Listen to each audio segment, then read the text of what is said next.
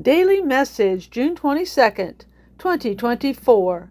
When a close friend or a family member calls, there's no need for him or her to identify him or herself, for you know his or her voice. And in those times when you give that special someone a call just to hear his or her voice, there is such comfort in hearing that voice.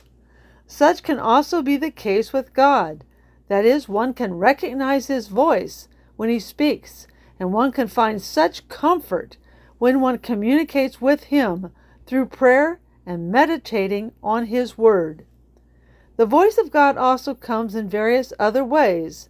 For example, as a voice from the midst of the fire, as in Deuteronomy 5, verse 24, "And you said, The Lord our God has shown us his glory and his majesty, and we have heard his voice from the fire."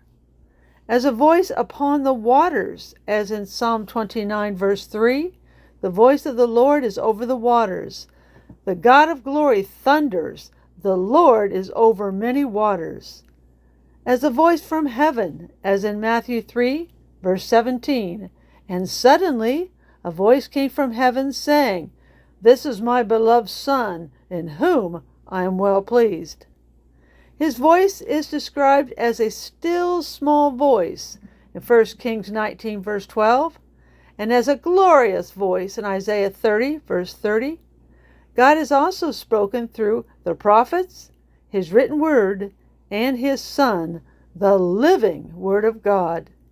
The questions are, would you recognize God's voice if you heard it? Do you listen for God's voice that will speak to your heart during your everyday activities? Do you be still and wait for his voice when faced with challenges or preparing to make decisions? If you can't hear God's voice, bear in mind, sometimes he is speaking and you might not be listening, or you can't hear him because there is too much other noise distracting you.